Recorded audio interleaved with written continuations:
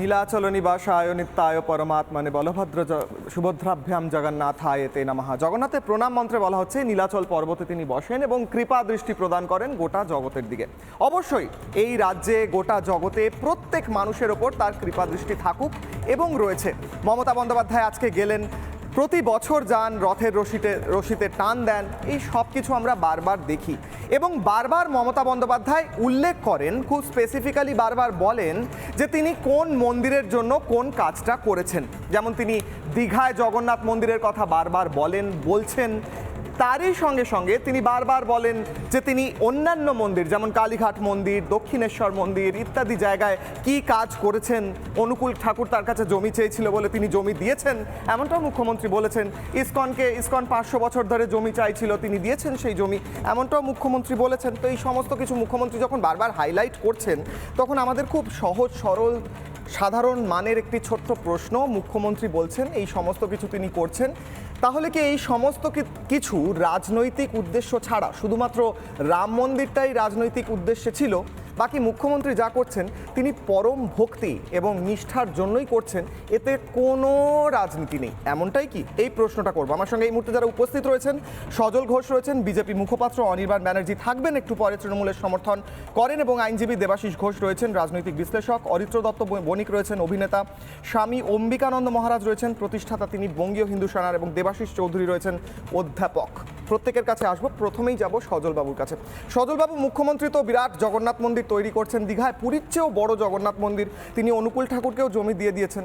তো এই সমস্ত কিছুর পর আপনারা তো বিধানসভায় আরও পিছিয়ে পড়বেন বলে মনে হচ্ছে, আপনাদের ভোট ব্যাংকেও তো তৃণমূল হয়তো হাত বসাচ্ছে। না দেখুন, ভোট ব্যাংক কখনো ধর্মের ভিত্তিতে হোক এটা আমরা কখনোই চাইনি। আচ্ছা, যেটা চেয়েছেন সেটা মুখ্যমন্ত্রী নিজেই চাইছেন আজকে বাংলার। আমার প্রশ্ন হচ্ছে যে আমরা রাম মন্দির করেছি, এতক্ষণ আপনারা বলছিলেন, আমি শুনছিলাম। রাম মন্দির কিন্তু সরকারি টাকায় তৈরি হয়নি। রাম মন্দিরে হিন্দুরা তাদের বিভিন্ন ট্রাস্ট, বিভিন্ন সংগঠন, বিভিন্নভাবে তারা তাদের মন্দির তৈরি করেছেন। প্রধানমন্ত্রী তার উদ্বোধনী অনুষ্ঠানে ছিলেন, তার প্রথম পূজা অর্চনায় ছিলেন, যা তা ছিলেন, সেটা মমতা ব্যানার্জিও থাকতে পারে। কিন্তু এখানে জগন্নাথ দেবের যে মন্দিরটা তৈরি হচ্ছে, সেই মন্দিরটা তৈরি হচ্ছে সরকারি টাকায়, সরকারি পয়সায়। আজকে উনি যেমন মন্দির করেছেন, এরপরে ওনাকে মসজিদ করতে হবে, গির্জা করতে হবে, তবে তো ধর্ম নিরপেক্ষতা দেখাবেন, উনি করতেই হবে, নির্বাচনের আগেই করতে হবে ওনাকে। আমি বলি যে দেখুন, উনি মন্দির করছেন ঠিক আছে, কিন্তু জগন্নাথ দেবের মন্দিরে, এটা বলতে খারাপ লাগলো, এটা প্রথা চিরচিরিত, অন্তত পুরীতে সেখানে হচ্ছে নন হিন্দু আর নট অ্যালাউড, যারা হিন্দু নয় তারা অ্যালাউড নয় সেখানে। প্রশ্ন হচ্ছে এখানে কি হচ্ছে? এখানে উনি জগন্নাথ দেবের মন্দির করছেন, আর কোনো ওনার বিধায়ক বলছেন হিন্দুদের কেটে ভাসিয়ে দাও, ওনাদের কোনো বিধায়ক বলছেন শরীয়ত আইনের কথা, ওনাদের বিধায়ক মন্ত্রী তথা মেয়র কলকাতা পুরসভার তিনি বলছেন হিন্দুদের মুসলিমে কনভার্ট করে দাও। যদি হিন্দুদের তিনি মুসলিমে কনভার্ট করে দেন, বলছেন যারা নন হিন্দু পরিবারে জন্মেছেন তারা দুর্ভাগ্য তাদের, মানে আমি আমার মায়ের গর্ভে জন্মগ্রহণ করেছি, ইভেন মমতা ব্যানার্জিও, সেটা তাদের দুর্ভাগ্য। এই যে ডুয়েল ক্যারেক্টার আপনি বলছেন এই জগন্নাথ মন্দির উনি তৈরি করছেন ভক্তি এবং নিষ্ঠার জন্য নয়, শুধুমাত্র রাজনৈতিক ফায়দা তোলার জন্য, এমনটা বলছেন আপনি? আমি বলছি না, আপনি এটা, আপনারা তো এক্ষুনি ভোট দেখাবেন, আমি তো ভোট দেখে আসিনি, ভোটে জনগণও বলবে তাই। সকলে জানে যারা তৃণমূলও করে, দেখুন তৃণমূল তো একটা বড় অংশের মানুষ এখনো করেন, এটা অস্বীকার করা যাবে না, কিন্তু তারাও কেউ এটা বিশ্বাস করেন না। তারা যেমন বিশ্বাস করেন না যে মমতা সাধু, ভাইপো সাধু, তারা এটাও বিশ্বাস করেন না যে ধর্মের রাজনীতি এর ভেতরে নেই। হ্যাঁ, একেবারে শুধু ভক্তিতেই মন্দির তৈরি করেছেন।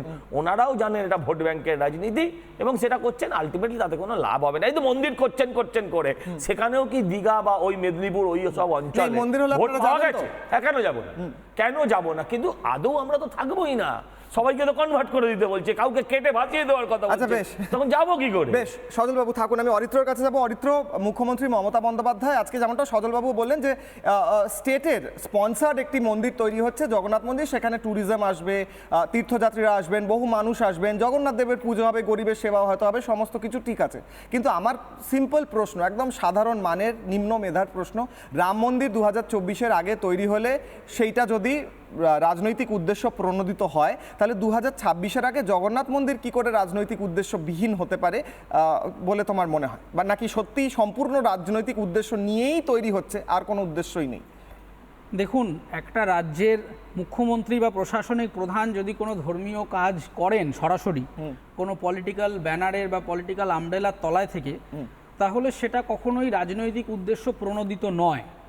এবার ঘটনা হচ্ছে যে মাননীয় মুখ্যমন্ত্রী যে কাজ করছেন, মুখ্যমন্ত্রী তো কংগ্রেসের শরিক এখন পার্লামেন্টে, তো সেই কংগ্রেস 1976 সালে 42nd অ্যামেন্ডমেন্টের এই 42nd অ্যামেন্ডমেন্ট বা যেটা মিনি কনস্টিটিউশন আমরা বলি, সেইখানে আপনারা দেখবেন যে সেকুলার শব্দটাকে জোড়া হয়েছে। ঠিক।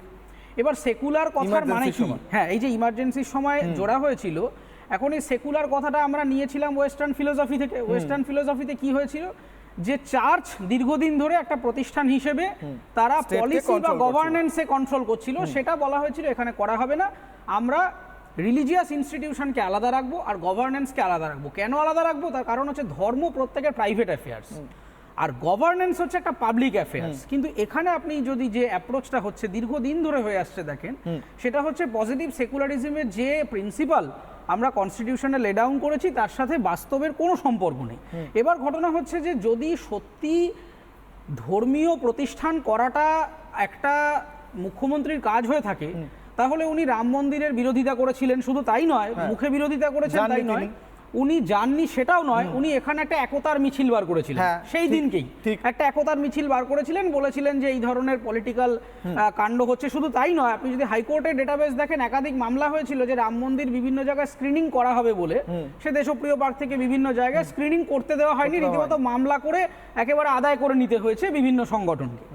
তাহলে ঘটনাটা হচ্ছে রাম মন্দির স্ক্রিনিং নিয়ে ওনার মনে হচ্ছে সেটা রাজনৈতিক। তিনি বলেছিলেন এটা শান্তি মিছিল করার প্রয়োজন, কারণ ওখানে নিশ্চয়ই কমিউনাল কাজ হচ্ছে বলেই শান্তি মিছিল করার প্রয়োজন বোধ করেছিলেন জগন্নাথ উনি। মন্দির উনি কেন করছেন? এবং আরেকটা গুরুত্বপূর্ণ পয়েন্ট আপনাকে এখানে হাইলাইট করে রাখি, যে শুধুমাত্র এই রাজনৈতিক জাতাকলে পড়ে এই দীঘায় যে রাস্তা প্রসার করা হবে, তার জন্য প্রায় 500টার উপরে গাছ কাটা হচ্ছে।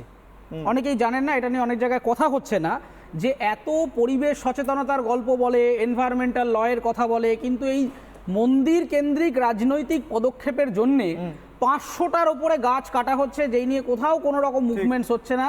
অথচ শুধুমাত্র এনারা দেখুন, মমতা বন্দ্যোপাধ্যায়ের যে রাজনৈতিক ভিশন, সেটা সবসময়ই ভোট কেন্দ্রিক, সেটা কোনোদিনই ছিল না সোশ্যাল আপলিপমেন্টের জন্য। তিনি সবসময় সামনের যে ইলেকশনটা আসছেন, সেই ইলেকশনে একটা ছোট ছোট গ্রুপিং করে নেন, যে কোন জায়গায় আমার ভোটটা কম আছে, সেই অডিয়েন্সকে টার্গেট করার জন্য উনি একটা কথা বলেন। ফলে একথা আপনি নিশ্চিত জেনে রাখুন যে জগন্নাথ মন্দির করুন, শ্রী শ্রী লোকনাথের মন্দির করেছেন উনি উত্তর 24 পরগনা, এবং করেছেন উনি যে এত মহানুভব যদি হতেন, তাহলে করেছেন চুপ থাকতেন, মঞ্চে উঠে বলতেন না যেটা করে দিলাম সেটা করে দিলাম। এখান থেকে অরিত্র, উনি ফিরিস্তি দেন প্রত্যেকটা সভায় গিয়ে, তার মানে এটা উনি উনি কি কি মনে করেছেন একবার করছেন শুনেনি এটা অরিত্র। policy-র হ্যাঁ, part। পিসিআর থেকে বলছে একবার শুনেনি, আমরা শুনবো মমতা বন্দ্যোপাধ্যায়ের ফিরিস্তি কোথায় কোন মন্দিরে তিনি ডেভেলপমেন্ট করেছেন, তারপর আসবো বাকিদের কাছে। মমতা বন্দ্যোপাধ্যায়।